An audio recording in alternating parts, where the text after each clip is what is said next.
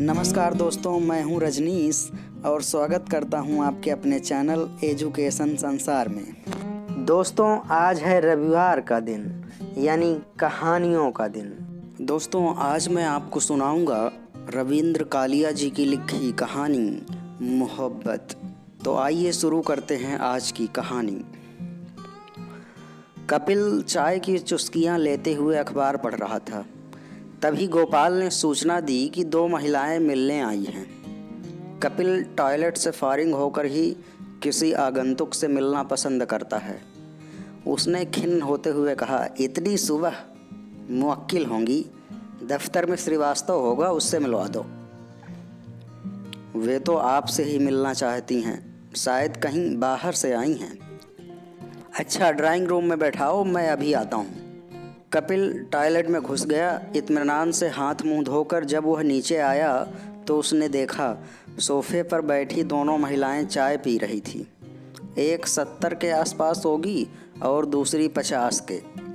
एक का कोई बाल काला नहीं था और दूसरी का कोई बाल सफ़ेद नहीं था, मगर दोनों चश्मा पहने थी। कपिल को आश्चर्य हुआ। कोई भी महिला उसे देखकर अभिवादन के लिए खड़ी नहीं हुई। बुजुर्ग महिला ने अपने पर्स से एक कागज़ निकाला और कपिल के हाथ में थमा दिया। यह खत आपने लिखा था? उसने कड़े स्वर में पूछा। कपिल ने कागज़ ले लिया और चश्मा लगाकर पढ़ने लगा। भावुकता और शेरो शायरी से भरा एक बचकाना मजमून था। उस कागज़ को पढ़ते हुए सहसा कपिल के चेहरे पर खिसियाहट भरी मुस्कान फैल गई। बोला, यह आपको कहाँ मिल गया? बहुत पुराना खत है, 30 बरस पहले लिखा गया था। पहले मेरी बात का जवाब दीजिए, क्या यह खत आपने लिखा था? बुजुर्ग महिला ने उसी सख्त लहजे में पूछा। हैंड राइटिंग तो मेरी ही है, लगता है मैंने ही लिखा होगा। अजीब आदमी हैं आप, कितना कैजुअली ले रहे हैं मेरी बात को, बुजुर्ग महिला ने पत्र लगभग छीनते हुए कहा। कपिल ने दूसरी महिला की ओर देखा जो अब तक निर्द्वंद बैठी थी, पत्थर की तरह। कपिल को यूं अस्त व्यस्त देखकर मुस्कुराई। उसके सफ़ेद संगमरी दांत पल भर में सारी कहानी कह गए। अरे सरोज, तुम? कपिल जैसे उछल पड़ा। इतने वर्ष कहाँ थी? मैं विश्वास नहीं कर पा रहा हूँ, 30 साल बाद तुम अचानक मेरे यहाँ आ सकती हो। कहाँ गए बीच के साल? कहो, कैसे हो? कैसे बीते इतने साल? तुम तो ऐसे कह रही हो जैसे साल नहीं दिन बीते हों। 30 साल एक उम्र होती है। मैंने तो सपने में भी नहीं सोचा था कि तुमसे इस ज़िंदगी में कभी भेंट होगी। क्या अगले जन्म में मिलने की बात सोच रहे थे? यही समझ लो। इस एक कागज़ के टुकड़े के कारण तुम मेरे बहुत करीब रहे हमेशा, मगर इसे गलत मत समझना। इतने में कपिल की पत्नी भी नीचे उतर आई। वह जानती थी कि नाश्ते के बाद ही कपिल नीचे उतरता है, चाहे कितना ही बड़ा मुवक्किल क्यों ना आया हो। यह मेरी पत्नी मंजुला है। देश के चोटी के कलाकारों में इनका नाम है। अब तक 20 रिकॉर्ड आ चुके हैं। जानती हूँ। सरोज बोली, नमस्कार। नमस्कार, मंजुला ने कहा और एक्सक्यूज़ मी कहकर दोबारा सीढ़ियाँ चढ़ गई। उसने सोचा होगा कि कोई नई मुवक्किल आई है।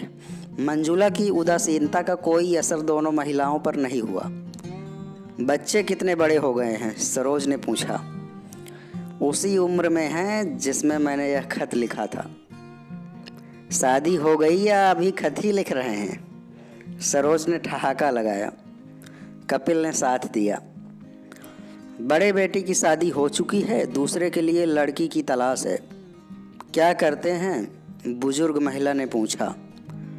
बड़ा बेटा जिला अधिकारी है बहराइच में और छोटा मेरे साथ वकालत कर रहा है, मगर वह अभी कंपटीशंस में बैठना चाहता है। सरोज की मांग में सिंदूर देखकर कपिल ने पूछा, तुम्हारे बच्चे कितने बड़े हैं? 2 बेटियां हैं, एक डॉक्टर है, दूसरी डॉक्टरी पढ़ रही है। किसी डॉक्टर से शादी हो गई थी? कपिल ने पूछा। बड़े होशियार हो, सरोज ने संक्षिप्त सा उत्तर दिया। तुम भी कम होशियार नहीं थी, कपिल ने कहा। कपिल के दिमाग में वह दृश्य कौंध गया जब कक्षा की पिकनिक के दौरान नौका विहार करते हुए सरोज ने एक फिल्मी गीत गाया था। तुमसे आया न गया, हमसे बुलाया न गया, तुमसे आया न गया, हमसे बुलाया न गया। तुमने इनका परिचय नहीं दिया, कपिल ने बुजुर्ग महिला की ओर संकेत करते हुए कहा। इन्हें नहीं जानते, ये मेरी माँ हैं। कपिल ने हाथ जोड़कर अभिवादन किया। अब भी सिगरेट पीते हो? पहले की तरह नहीं, कभी कभी। सरोज ने विदेशी सिगरेट का पैकेट और एक लाइटर उसे भेंट किया। तुम्हारे लिए खरीदा था यह लाइटर, कोई 10 साल पहले। इस बार भारत आई तो लेती आई। क्या विदेश में रहती हो? कपिल ने लाइटर को उलट पुलट कर देखते हुए पूछा। हाँ, मॉन्ट्रियल में। मेरे पति भी तुम्हारे ही पैसे में हैं, कनाडा के लीडिंग लॉयर। सरोज की माँ ने जोड़ा। लगता है तुम्हारी जिंदगी में वकील ही लिखा था। कपिल के मुंह से अनायास ही निकल गया। सरोज ने अपने पति की तस्वीर दिखाई। एक खूबसूरत शख्स की तस्वीर थी। चेहरे से लगता था कोई वकील है या न्यायमूर्ति। कपिल भी कम सुंदर नहीं था, मगर उसे लगा वह उसके पति से 19 ही है। उसने फोटो लौटाते हुए कहा, तुम्हारे पति भी आए हैं? नहीं, उन्हें फुर्सत ही कहाँ। सरोज बोली, बाल की खाल ना उतारने लगो। इसलिए बताना जरूरी है कि मैं उनके साथ बहुत खुश हूँ। I am happily married. तभी कपिल का पोता आंखें मलता हुआ नमूदार हुआ और सीधा उसकी गोद में आ बैठा। मेरा पोता है, आजकल बहू आई है, कपिल ने बताया। बहुत प्यारा बच्चा है। क्या नाम है? बंटू। बंटू ने अपना नाम बताकर अपना चेहरा छुपा लिया। बंटू बेटे, हमारे पास आओ, चॉकलेट खाओगे? खाएंगे, उसने कहा और चॉकलेट का पैकेट मिलते ही अपनी माँ को दिखाने दौड़ पड़ा। कोर्ट कब जाते हो? उसने पूछा। तुम इतने साल बाद मिली हो, आज नहीं जाऊंगा। आज तो तुम्हारा कोर्ट मार्शल होगा। मैंने क्या गुनाह किया है? सरोज ने कहा। गुनाहों के देवता तो तुम पढ़ा करते थे, तुम ही जानो। अच्छा यह बताओ, जब मेरी दीदी की शादी हो रही थी तो तुम दूर खड़े रो क्यों रहे थे? कपिल सहसा इस हमले के लिए तैयार न था। वह अचकचा कर रह गया। अरे कहाँ से कुरेद लाई हो इतनी सूचनाएं, और वह भी इतने वर्षों बाद? तुम्हारी याद की दाद देता हूँ। 30 साल पहले की घटनाएं ऐसे बयान कर रही हो जैसे कल की बात हो। यह याद करके तो आज भी गुदगुदी हो जाती है कि तुम रोते हुए कह रहे थे कि एक दिन सरोज की भी डोली उठ जाएगी और तुम हाथ मलते रह जाओगे। अच्छा यह बताओ कि तुम कहाँ थे जब मेरी डोली उठी थी? Come on Saroj. कपिल सिर्फ इतना कह पाया, मगर यह सच था कि सरोज की दीदी की शादी में वह जी भर कर रोया था। यह बताओ बेटे कि सरोज को इतना ही चाहते थे तो कभी बताया क्यों नहीं उसे? सरोज की माँ ने चुटकी ली। खत लिखा तो था, कपिल ने ठहाका लगाया। इसने जवाब ही नहीं दिया। खत तो उसने उसी दिन मेरे हवाले कर दिया था, सरोज की माँ ने बताया। जब तक रिश्ता तय नहीं हुआ था, बीच बीच में मुझसे मांग मांग कर तुम्हारा खत पढ़ा करती थी। मेरे लिए बहुत स्पेशल है यह खत, जिंदगी का पहला और आखिरी खत। शादी को इतने बरस हो गए, मेरे पति ने कभी पत्र तक नहीं लिखा। प्रेम पत्र क्यों लिखेंगे?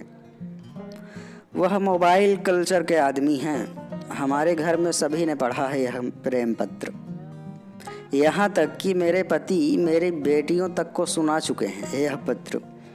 मेरे पति ने कहा था कि इस बार अपने बॉयफ्रेंड से मिल कर आना। इसका मतलब है पिछले 30 बरस से तुम सपरिवार मेरी मोहब्बत का मजाक उड़ाती रही हो। यह भाव होता तो मैं क्यों आती 30 बरस बाद तुमसे मिलने। अच्छा, इन 30 वर्षों में तुमने मुझे कितनी बार याद किया। सच तो यह था कि पिछले 30 वर्षों में कपिल को सरोज की याद आई ही नहीं थी। अपने पत्र का उत्तर न पाकर कुछ दिन दारू के नशे में शायद मित्रों के संग गुनगुनाता रहा था। जब छोड़ दिया रिश्ता तेरी जुल्फ़े स्याह का, अब सैकड़ों बल खाया करे मेरी बला से। और देखते देखते इस प्रसंग के प्रति उदासीन हो गया था। तुम्हारा सामान कहाँ है? कपिल ने अचानक चुप्पी तोड़ते हुए कहा।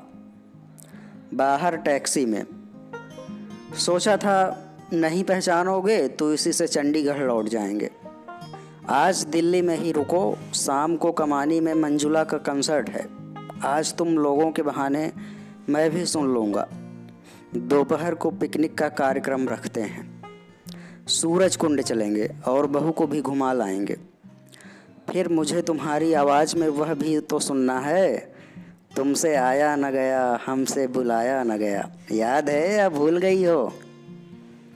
सरोज मुस्कुराई। कमबख्त, याददाश्त ही तो कमज़ोर नहीं है। कपिल ने गोपाल से सरोज का सामान नीचे वाले बेडरूम में लगाने को कहा। बाहर कोयल कूक रही थी। क्या कोयल भी अपने साथ लाई हो? कोयल तो तुम्हारे ही पेड़ की है। यकीन मानो मैंने 30 साल बाद यह कूक सुनी है। कपिल शर्मिंदा होते हुए फलसफना अंदाज में फुसफुसाया। यकीन नहीं होता मैं वही कपिल हूँ जिससे तुम मिलने आई हो और मुद्दत से जानती हो। कुछ देर पहले तुमसे मिलकर लग रहा था यह कपिल कोई दूसरा था जिसने तुम्हें खत लिखा था। Take it easy man, Saroj उठते हुए बोली। ज़्यादा फिलॉसफी मत बघारो। यह बताओ टॉयलेट किधर है? कोयल ने आसमान सिर पर उठा लिया था, ऐसे बोल रही थी। बस यही थी आज की कहानी। और ऐसी ही हिंदी साहित्य की सुप्रसिद्ध कहानियाँ सुनने के लिए हमारे चैनल को सब्सक्राइब ज़रूर कीजिए। धन्यवाद।